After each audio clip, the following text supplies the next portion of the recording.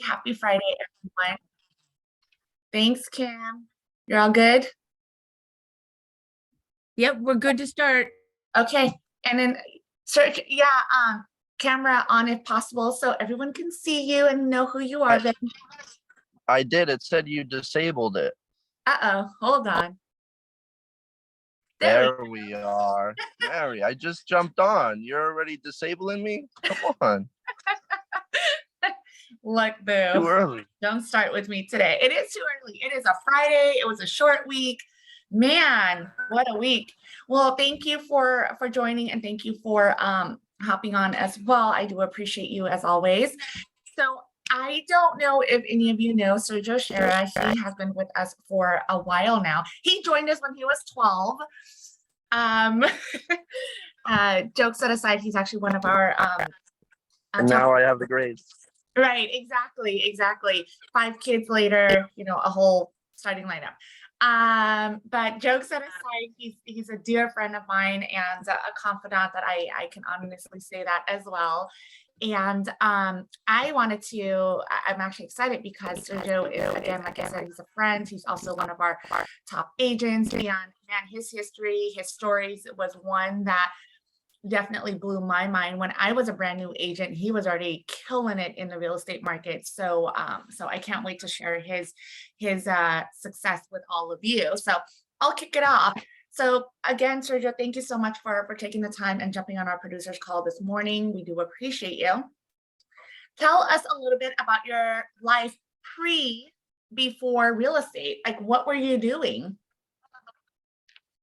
Well, thank you, Mary. Like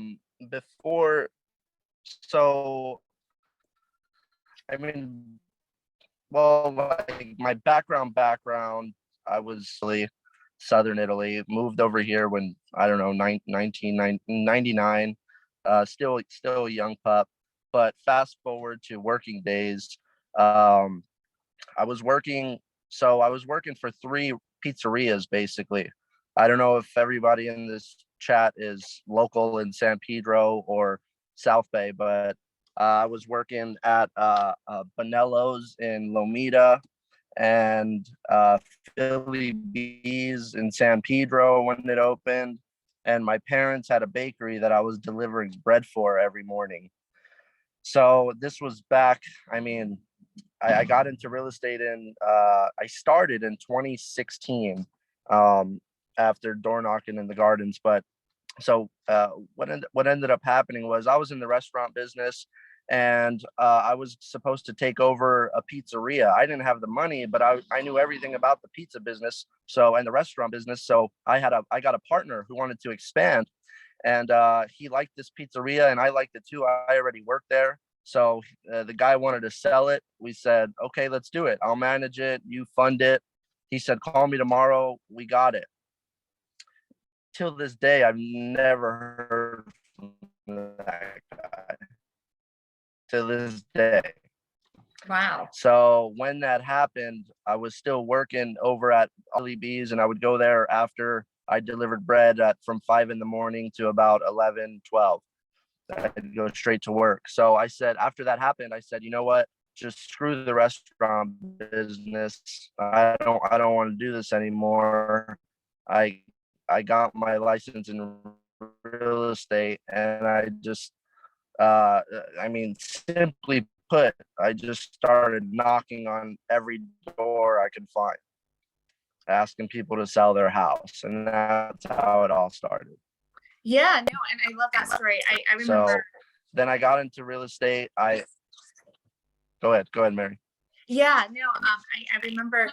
So how did you just choose the garden? So those of you that aren't familiar with San Pedro, there is a pocket of, hundreds of homes. That's in a community. It's called the Gardens, and we're talking about tons and tons of homes. It's townhomes, and it's about 2 to 3 blocks span of nothing but just properties. What made you choose the garden? That's very specific, all things considered.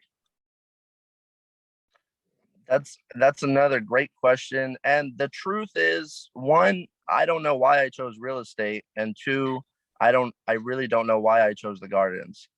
But in hindsight, when I was doing that and knocking on doors, I didn't know why I chose that community, but it all made sense once I started selling a lot of homes there. And now looking back, I mean, they were very easy to access. I mean, if you're door knocking in PV, it's going to take you 5 minutes or more per door because the houses are so far apart. But if you're in an Mhm. open community like the Gardens, and there's other ones around, if you're in an open community like the Gardens, I mean, you're hitting every door in 10, 20 seconds. You know, they're literally next door from each other and they're all open. So what I did was I just told myself, I didn't know anything about real estate. I mean, I don't know what escrow means, title. I don't know what title company. I don't know what anything is. I don't know what real estate means. I had no idea. But I just said, I have my license now. And no matter what I do, if I just keep doing it, I'm gonna be good at it. Like no matter what I do. That's just how what I told myself. So what I started doing was, if Sal Sorrentino's in here, which he's probably not, but when I first got licensed, I actually got licensed over at Keller Williams Coastal in Long Beach. So I called Sal. He had a listing in the Gardens, and I asked him if I could hold an open house. At first, he was hesitant because I was from a different office. I'm a young buck, but he let me do it. So I did that open house, and I did the open house religiously, like a 9 to 5. I didn't do it on weekends, 1 to 4. I made the time when I got off from delivering bread. I took, I don't know, a few days off, whatever. So I would deliver bread, and then I would go straight to go home, get ready, and go to my open house from 12 to 5, sometimes in the nighttime. And I would just slowly but surely, one contact a day, get it written down, 2, 3. And then when you do that, people in the community start coming to you. They see your signs Monday through Friday, Saturday, Sunday. They started Mhm. coming to me. They started telling me about the community. I acted like I knew because obviously I'm still faking it till I make it. But I, You guys. like I had one lady come in and say, "Oh, I have the Shasta model," and it's like a model in the community. And I looked up on Google, like, what is a Shasta home? Like I thought it was some sort of architecture on a house. Yeah, I thought it was like a builder. Like I don't know what the hell it was. I thought it was a mountain house or something. So so I find out that it's a floor plan in the community. So I'm like, oh, okay. So now I just slowly but surely got a bunch of pieces of information, and that can happen to anybody working in an area. You know, that's what I learned. So No, that's how it started in the Gardens. I love that. I love it. And until today, I mean, you're still kind of you dominate the Gardens. I mean, there's agents that I've heard that would try to door knock and they're like, nope, I'm already working with Sergio Scerra. Like your name is still very popular in that community. Like, how does that feel? Like, how does that make you feel knowing that your clients and your community is still very loyal to you? You know what? Honestly, even with the amount of homes I've sold, I always, maybe it's just like a fear of failure. I always feel like my next deal is my last still. So so when you say how does it feel that they're loyal to me, I know like I do have some loyal clients, but at the same time, like over the last month I saw two come up on the Gardens that I sold a couple of years ago. I might have represented the seller on them, I might have represented the buyer, but like normally units that come up, I had something to do with them in the past. I mean, I just because I've knocked on everyone's door. I've multiple times. I mean, I'm talking maybe 3 times. The other day I was in the swimming pool over there with my kids at one of the associations, and nobody knew me really by face, but they asked me which unit I live in, and I kind of told them, oh no, like I'm Sergio. Oh, like you're sure, and I they wouldn't stop talking to me for like 4 hours in the pool. So that's a realization. But honestly, I don't feel like I own anything or run anything. I just work in there, and then it's still surprising, and it feels good to get those phone calls that say, I hear you do a lot in there, and they give me the business. No, that's amazing. And that's now, do you still door knock there? Do you still farm in the Gardens? Because I know you've kind of shifted a lot of your businesses, both outside of the Gardens, right? You're kind of moving up to the hills in San Pedro still, but also, you've established quite accumulation of multi-units in Las Vegas too. Now, so we'll shift into that a little bit, but so do you still farm in the garden? So the goal was never to just door knock my life away. Mm-hmm. That it was a great starting point and I learned a lot. But now what I do is I send emails out to, I have a huge sphere in there. And so they'll get monthly or whenever I feel an update is needed, for sure monthly though, at the minimum. They'll get monthly emails and I do a postcard a month, just automatically one postcard a month of all the real estate activity in the community or just your normal card for a coming soon or a record breaking sale, etc. Something, a piece of value. I just always like to keep it short and simple, and Absolutely. I'll send it out, and that's it. That's what I do now. I do the mailers for sure religiously and email touches. I love that. Thank you for that. Okay, well, so you've now kind of dominated. You've hit your well, I don't think that anybody has ever hit their quota or their cusp of a farming area, but you started branching out and you started picking up multi-units, I mean, apartment complexes in Las Vegas. How did that happen? I mean, all of us as a real estate agent, I mean, ideally we want to become, we want to build our wealth through our own business. So what made you decide to say, you know what, I'm going to go to Vegas and I'm just going to start picking up apartment complexes? Like what triggered that? And at one point in your business, in the current business that you're in, that you decided to branch out and start investing on that level? Well, as far as investing in Las Vegas, the numbers really made sense. I mean, I when I bought my first apartment building there, which was in just a couple years ago in 2020, it Mhm. was a 4 unit building for 200. Well, I got it for 287,000, but it was listed at 350, which I mean, still is not bad, right? I mean, it's not, it's low compared to here. So the numbers made sense, and I figured the numbers made sense. The area wasn't the best, but it doesn't really matter. I mean, you could buy here in San Pedro where people say, "Oh, I don't like that area." It can still cash flow, but the property taxes are so low. I mean, they're like 1,300 a year. They don't Mhm. reset when you purchase a property, so you don't have that 1.25%, give or take. So taxes are very low, which is where you make your money. And it's grown so much. Vegas has grown so much over the last 10, 20 years. Um, so yeah, I bought that one. I got him. It was at 350. I got him down to 287, just negotiating, and that was 2 years ago. And right now, it's worth probably like 650. So that was one of them. And I just took the leap because I said, I mean, what a lot of people said, don't do it. Also, which always motivates me to do it more for some reason. But I just took the leap, and so I bought that one, and then bought another one last year. Same thing. It was a similar neighborhood. It cash flows. You could still get a 6 to 10% cap rate over there, as opposed to getting a negative cap rate here in LA and just banking on appreciation, uh, along with putting 500,000 down. So it just made more sense, and I just took the leap, and it worked out over there. Yeah, no, absolutely. And I think that's part of, all of our businesses, right? Is taking the leap, taking the risk. Now, you've done all of this all before 30, right? Because when did you turn 30? Recently, correct? I just turned 30 a couple months ago in June. Right, Yeah. right. So, for someone that is just starting off in the business, yeah. So, for someone that's just starting off in the business, and especially a lot of our newer agents as well, they're like fresh off, the press is like what I like to call it.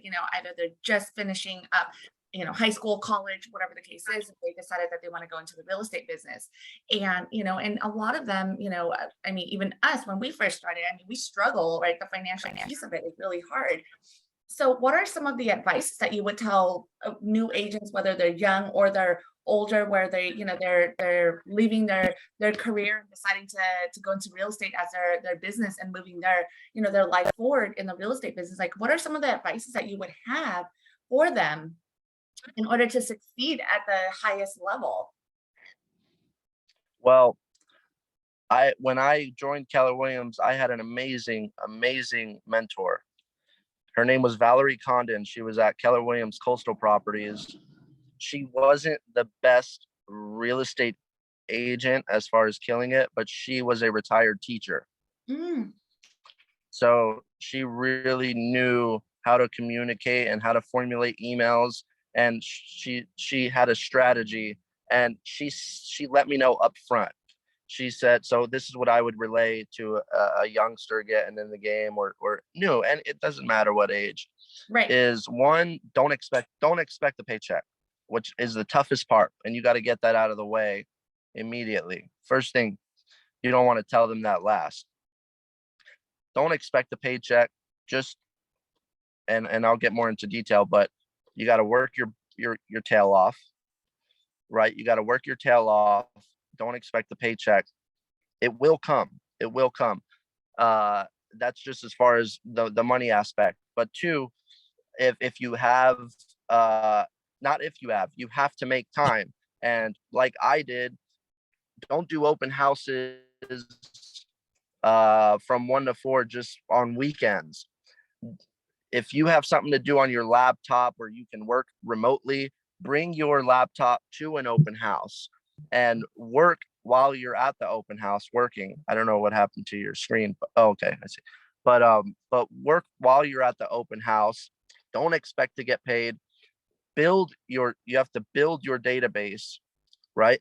Just keep on building and building and building that pipeline, and you're going to see you're going to see money. It might not be 6 months, it might not be a year, but you just can't expect it. Keep working and it'll come. Yeah, no, absolutely. And I think that's, with Keller Williams and being with this organization, I have to say that, I haven't met an agent that is only thinking about a paycheck. I mean, I've spoken to a lot of agents between all of our offices and, all of our leadership team and our executive teams. I mean, I haven't met one agent that say, I'm in it for, the money. Like, I need to see that paycheck immediately. The only the common denominator that I have found, and in speaking to all of you, especially, the ones that's on the call regularly, is that we all care and we want to help others. We want to help our clients get into a home. We want to help them and guide them in one of their biggest decisions of their lives. So you absolutely, you're absolutely right. Like, it's not about the money. It is in one aspect of it, because that's why we're in the business, but our ultimate goal is to help our clients. And I've seen that happen with you as well. You go above and beyond for your clients. I've seen the way you operate. I get to see, kind of quote and unquote you in action. And every client that you have that come in and out of your office, I mean, they leave feeling very confident. How did you build that trust among the clientele, and assuring them that, you're always going to take care of them and they're going to be your first priority no matter what? How did you do that? How did that conversation happen? Well, I think easily people can tell whether you're being genuine or not, Mhm. right? And I mean, I I I I don't BS. If I got bad news for you, I got bad news for you. And I think people respect that as well. If I don't know something, I don't know something. It's that Right. simple. If the answer is no, if the answer is no, the answer is no. And I think people really respect that. Like, hey, Serge, I'm gonna do this. No. Just you want my opinion? No. And people respect that. At the same time, I always crack some jokes here and there. But they just trust. I mean, they trust me because I think they see that I'm genuine with them, and I I'm just straightforward for the most part, and it just shows that I care about them ultimately, my clients. Now, I don't get me wrong, when you say it's not about the money. I mean, we're not in here to not make any money. We're not in real estate to not make money. I mean, we know there's a lot of money to be made. And you could say, oh, it's too dense. The real estate is overpopulated. There's too many agents. I mean, I guarantee you there's nobody door knocking right now. I mean, nobody. Anybody in here can go hit 100 homes right now, and you'll probably get 1 to 5 solid leads. I mean, solid. Like, you might have a for sale sign up tomorrow. No, I, you know what, But that's amazing. And you know what a great comment, because that's part of our conversation. Actually, I just did one yesterday with a lot of our agents that's on this call, is that right now it's time to double down and triple down, because you're right, there is no one out there. You know, our competitors, you know, are releasing their foot off the gas pedal, right? You know, a lot is going on in the fall. School just started and things like that. You know, and the busy season is kicking in on a personal level. So a lot of professionals are taking a step back. But you're right. Right now is the right time to double down and triple down. You know, hit those doors and you know, get your mailers out and things like that. Now, are you currently doubling down in your business today, knowing that there is not a lot going on out there? so as far as doubling down, I'm one of the most active buyers I know. I mean, as far as buying property, you know, if numbers make sense, I'm trying to buy it.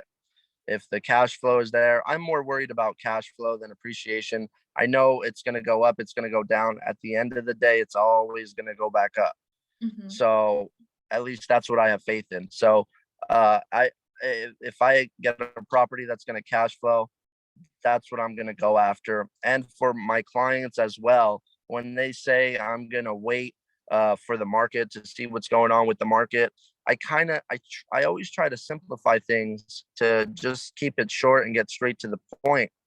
I let them know, you know, rates were low. Rates were 2.5%. You know, some were even getting like 2.2%. But it's like, okay, so right now I'm negotiating $100,000-$200,000 price reductions. It's like you're getting a higher rate, but I'm getting every house for you under the list price. Do you want that, or do you want a low rate but to bid $200,000 over with 20 offers? You know, it kind of turns out to be the similar situation. So it's people can see that also. If you educate your buyers, let them know it's you're getting a lot of price reductions right now, as opposed to when the market when homes were hitting the market, they were getting 10 offers in 2 hours, you know.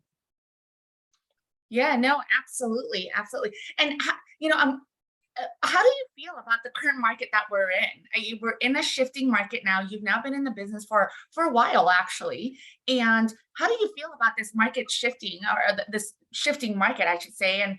And what do you think that we should do to prepare or continue to prepare ourselves to make sure that, you know, we see the fruition on in with, you know, first quarter? Well, for me personally, I see a lot of my clients that are resorting to renting or renting their properties right now. I've never had, like, right now I have 3 lease listings that I've never had. I didn't really like working on leases because they can take just as much time as a sale, and you get paid less than a fraction of the commission, but it is what it is. Um, so I see a lot more people renting their homes instead of selling right away, or, you know, just kind of on their toes waiting to see what happens. And the second one, I don't know. The second question, I don't know. I don't know what the Fed's gonna do with the rates. I know there was a speech yesterday or something, but I don't know. I can't answer that second one, Mary. Okay. And okay, what about you personally? So you're doubling down on being a buyer, right? You're doubling down on your investment. Mhm. So that aspect of your business, it sounds like you got it down pat. But what about the other aspects of your business in, you know, your clients, your SOI that you currently have right now? What are you doing differently to service them or to drum up more business and get more listings? Yeah. I'm I mean, I'm just doing the same thing, honestly, but maybe a little bit more of it. Asking them for more business. I'm asking my repeat clients, I'm asking them who do they know more now. Like every conversation I have. Also, I'm going into property management because a few clients have asked me to manage their properties because they've had bad luck with tenants. And I just took like a 10-course property management mastery course. And I feel like property management could be one of those recession-proof businesses, but very stressful. Um, so I've gone into property management as well, and I think yeah that's how would expand on mine. But client wise, I just do more. Just ask. I'm asking my clients for more business, trying to educate them more on the market and pros and cons. But I've been lucky. Yeah. Well, I mean, I know you had mentioned that to me several times that you've been lucky, but quite honestly, I mean, I've known you now for what we're going on our seventh, eighth year of relationship. And I don't know if luck has a lot to do with it because you're a very hardworking person. I mean, I've seen you constantly hustling, right? You don't stop. And that's pretty phenomenal. You've never taken a break and say, you know what, I'm just going to kind of coast right now because I got a good portfolio going on. Like you're Yeah, constantly hungry. You're constantly adding to your portfolio for as long as I've known you. So, I think that's pretty amazing. And it's something that I commend you on because, I know not a lot of people can keep that consistency, right? yeah. So what is the next step for Sergio? And, we have 1 minute left. So what's the next step for you? So property management, investment properties, what else? What else is that, that we can wait and see, I guess. Car wash business. Okay. I hope to buy a car wash one of these days. And I mean, I'm still young. I still haven't done. I mean, I can't. There's so many agents out there who are just crazy killing it, and I don't like to compare myself to the big guys because I'm literally not there yet. But I know it's a slow but steady way up to the top, but it's very, very slow. So a lot of times it can seem like you're not getting anywhere. Still to this day, I like, man, what am I doing? It happens, it happens honestly. But I just keep going because I know that I have people to take care of, not just my immediate family, but uh, you know, other and other relatives as well. I know at the end of the day, it's always better when you're not doing it for yourself. Absolutely. It always feels better, and I work harder. So that's really my motivation. Next is, hopefully I get into the car wash business a little bit, and build my real estate residential management portfolio, and build more of a residual business along with always being in sales. But I'm starting to build that residual business. I love that. Thank you. No, thank you so much for that. Well, we're very excited to see what you do in the future, and good luck on that car wash. I know it's a fierce business, a lot of competitors. So good luck with that. Well, thank you again. I do appreciate you being on here. We appreciate being in business with you. So thank you so much. And all of you that's on the call, if you have any questions, let us know. But Sergio Scerra, I mean, if you guys haven't met the guy yet, I highly recommend reach out to him. If you want to pick his brain, he's always there for all of our agents. He has never turned down anyone that wants to, ask for his opinion, advices, anything like that. Please reach out. Remember, we're all here as a resource for all of you. Happy Friday. Have a great weekend. Go out there and door knock. Drum up some business. Thank you guys for the Thank time. Thank you so much. Thank you Hope very everyone much. has a great day and a good weekend. Perfect. Bye, Mary. Thank you so much. Bye, Serge. Take care. We'll see you soon. Bye, guys. Bye. Happy Friday. Bye.